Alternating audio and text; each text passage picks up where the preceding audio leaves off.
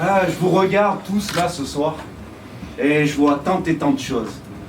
Il y a tant et tant de vies. Oui, il y a tant et tant de vies. Mais il y a aussi les clics sous contrôle des flics, les mouvements de panique face à ce monde que l'on fabrique. Il y a le fric, tout ce qui nous paraît chic.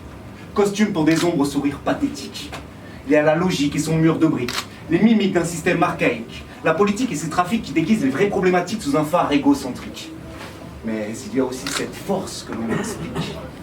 Source métaphysique aux origines cosmiques, actionnant la roue éternelle qui rallie le naturel au mécanique, le spirituel au psychique, le rationnel à l'idyllique dans une bulle universelle où la différence se mêle à l'identique.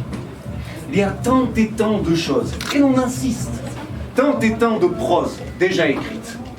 Tout s'oppose, et tout s'imbrique. Mais à quand, hein? À quand la métamorphose sur les ruines de notre amnésie? Car il y a l'amour, oui l'amour, et tout ce qu'il construit.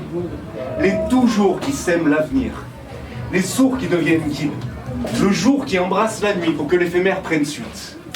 Il y a l'ignorance qui s'instruit, l'espérance qui grandit dans les yeux de l'enfant qui sourit, la volonté du changement que les foules crient, la liberté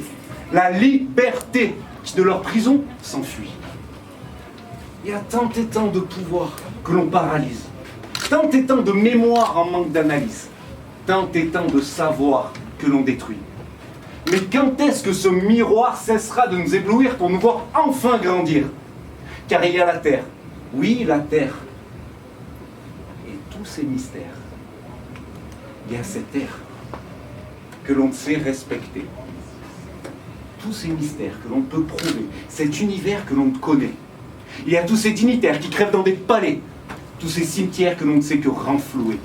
Il y a la voix des ancêtres que l'on veut écouter, le verbe aimer, aimer, qui se fait tuer, le simple.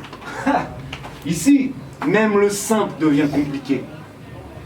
Et il y a cet imaginaire, cet imaginaire, complice de la perversité alors qu'il pourrait nous sauver. Enfin, vous le savez, vous le savez. Perpétuelle histoire des hommes et de leur avidité. Mais comment, dites-moi, comment cet être qui crée peut-il se laisser ainsi noyer? Devons-nous vraiment plonger au cœur des abysses pour finalement trouver la clé? Et encore, saurions-nous alors ouvrir les portes menant à la paix? J'en doute, car à agir ainsi, méritons-nous vraiment le souffle de la sérénité? Tant et tant de questions qui se jettent dans l'infini d'un ciel étoilé. Ce sont les divagations d'un rêve, portant le poids de l'humanité.